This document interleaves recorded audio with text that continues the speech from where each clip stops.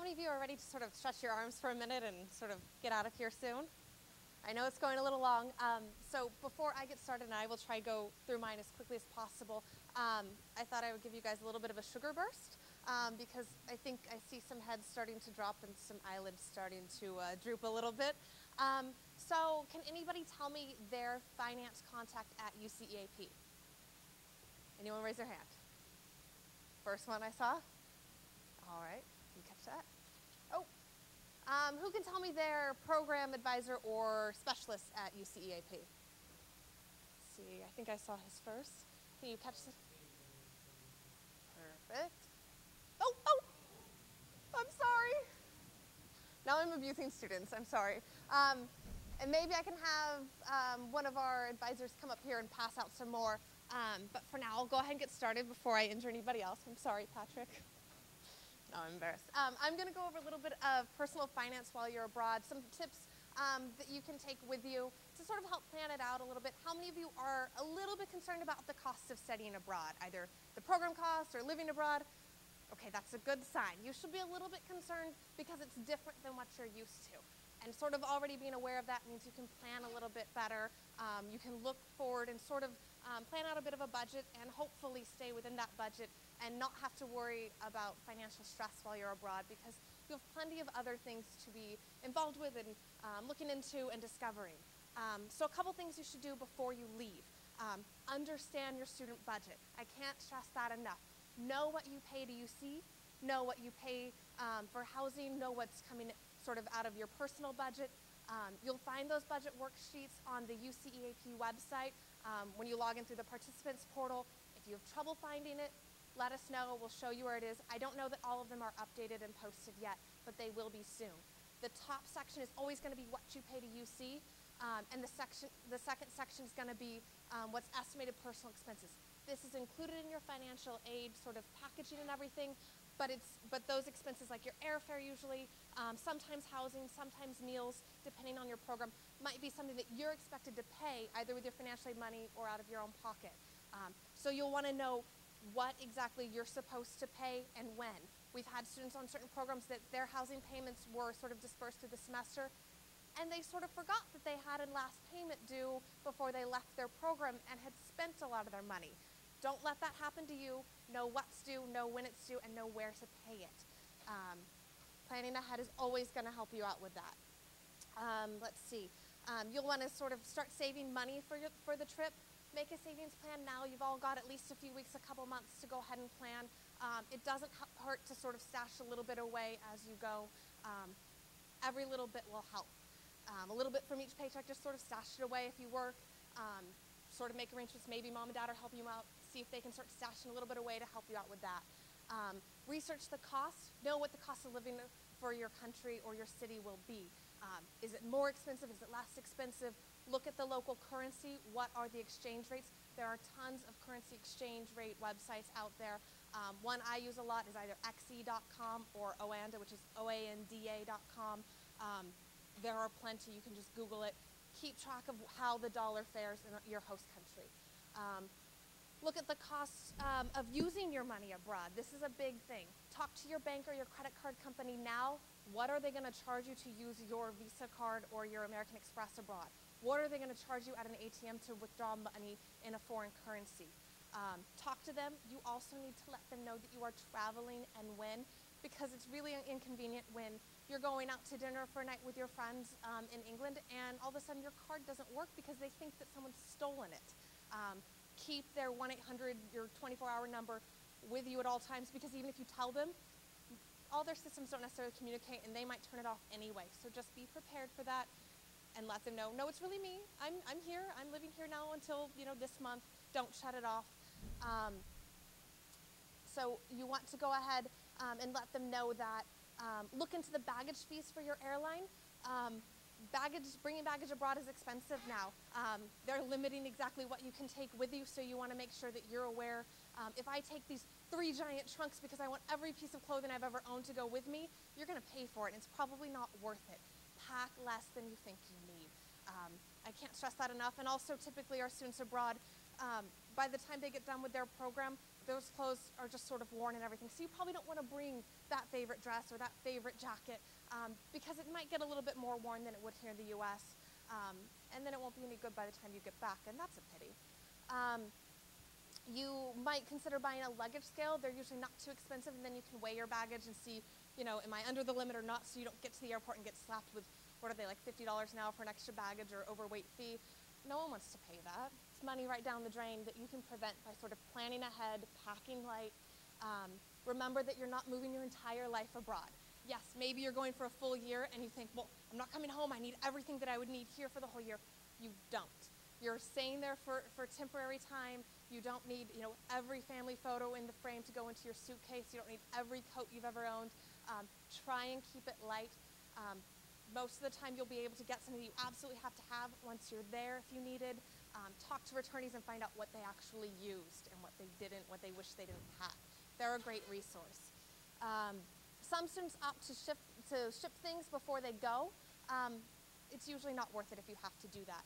You can go ahead and research the cost of groceries abroad. How many of you live on campus here or live with your family here in Merced? Oh, not too many. So how many of you are used to sort of buying your own food and cooking your own meals? So since you're used to that, you might already know this is what I typically eat or make during the week. Look online to see if the grocery stores in your city that you'll be staying in or your country have websites and see what the cost of those are. So go ahead and make sort of a sample weekly shopping list so you can get an idea of what it's going to cost you. Just to get it in your head exactly what you'll be spending. Let's see, mobile phones. A lot of students sort of think, oh, I'll just bring my mobile phone abroad and talk to AT&T or Verizon and say, I'm just going to be international for a bit, so it won't be that much. The international charges tend to be really, really high. So maybe you love your iPhone here and you don't want to leave it, but it's going to cost you so much abroad. Most students, when they go abroad, they just get sort of the dinkiest, like most basic phones, a pay-as-you-go type of plan, because it's only temporary. I know when I went abroad, everyone had all the color screens and everything, and I had those really, really old Nokias that you could play Snake on. It was the cheapest one. I spent an extra couple of pounds and got the little pink faceplate for it so that I felt like it was a little bit more like my normal. But it saved me so much by not buying the fanciest phone while I was there because I was not going to be able to use it when I got back to the US. Most students use a pay-as-you-go plan in the local country. It's cheapest, and some cities won't actually let you set up sort of a contract plan while you're there because you're not there long enough. You haven't established credit in that country. You'll want to try and see if you can just get a plan that works within that area. Yes, you want to call home, and yes, parents want to hear from you. Set up Skype before you go. It's free. Why pay for something if you don't have to? Skype, instant messaging, email. Try and use the free services that you can. I'll go ahead and move. Extras, you'll want to save up for extras. You'll want to kind of look into, restaurants abroad. Do they tip? Do they not? Kind of get a feeling for those things. While you are abroad, understand the local banking system. For a lot of students, it doesn't make sense to open an account in their host country because it can take weeks and weeks and weeks to get money to transfer over. If you're there for a summer or a semester, it's probably not worth it. Understand what you'll have to do to change money while you're abroad. Stay away from the airport change booths because they usually charge an astronomical amount. You can do it just for a small amount or kind of see what the rate is. But you want to sort of look into what the change fees might be. Some students opt to change some money before they go. Your bank might charge you, sort of per a certain percentage amount or maybe just a flat fee. Talk to them and see what it is. Once you are abroad, look and see if there are any free places to exchange it just at the flat exchange rate. I know in the UK it was typically at post offices you could exchange it for just the currency exchange rate, not sort of an additional processing fee. Talk to returnees to see if there is such a system in your host country. I don't recommend exchanging all of your money at once. Exchange rates fluctuate, and then you're stuck with sort of all this foreign cash. And I don't know about you, but I don't like carrying a lot of that around. As Rebecca mentioned, there are some talented pickpocketers out there. I don't want to have it all on me. I don't necessarily want to leave it all in my dorm room or something. So I don't really recommend exchanging all of it abroad. This is going to vary by country what works in each of those. So talk to returnees, talk to your advisor. Realize that couponing and sort of getting that really great deal tends to be more of an American thing. We're used to getting a lot of the buy one, get one free. I'm going to wait until everything goes on sale. You might not get to do that while you're abroad. That doesn't mean that you can't save money. There's a lot of student discounts, so really use the student ID card that you get at your host university. If you don't get one because you're going to a UC construct program or other such, you might look into what's called an International Student ID identification card, ISIC, ISIC. Google it. They're pretty flat rate. I don't remember it off the top of my head, and that can usually get you a lot of those student discounts. Look into renting or borrowing, even that mobile phone, so you don't have to put down, $50, $60, $70, $100 on a mobile phone. Maybe there's a study abroad student from UC Merced who just came back from that country and they still have theirs and it doesn't work here. See if you can borrow that. See if you can rent things like household items from your international office or other local students. It's a lot cheaper than having to buy your own.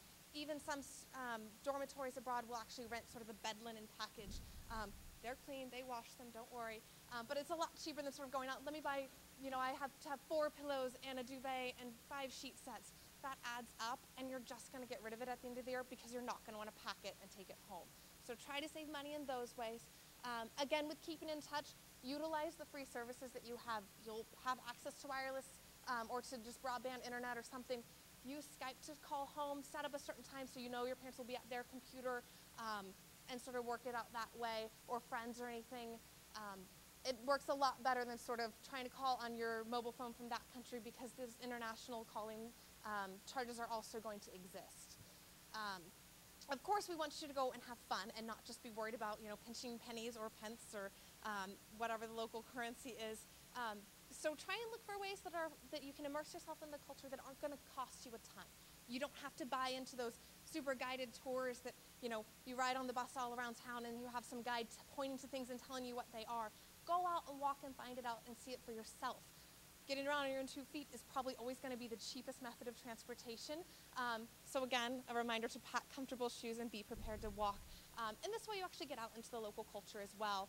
It's a better way to sort of acquire language skills and get used to practicing language. And it's usually the lowest cost method. Look in to see if museums in your country or your city are either free to students, which there are quite a few, or offer a great student discount. Take advantage of the fact that you're on a student schedule and you can go to things during off-peak times, aka not the weekend and not the evening. Take advantage of those times because sometimes they reduce rates. Let's see. If you've saved some money for extra travels because that's not usually included in your budget, then try and travel in groups. You can split hotel rooms, hostels, and that usually saves on costs. You can share the research of going to that country as well. You can go out to dinner with friends and kind of share meals so that you don't have to pay to try each of those local foods. You get to switch around and share that. Yeah, that only saves a little bit, but those savings do add up and they will structure your dollar quite a bit further. And the bonus of traveling and kind of going to things as a group or splitting things up is that usually you'll get to try something that you probably wouldn't have picked on your own. So does anybody else have any tips that they might have thought of for saving money while they're abroad? Anybody feel like maybe they can kind of plan it out and that'll help them? No, it was useless. Okay. Sorry, I'm trying to speed through things. We're a little behind schedule. I'm going to get into, once you return, once you're back here at home, just a couple of things that we want to sort of let you know. We want you to be a good returnee, and what we mean by that is we want to hear from you. We want you to be involved.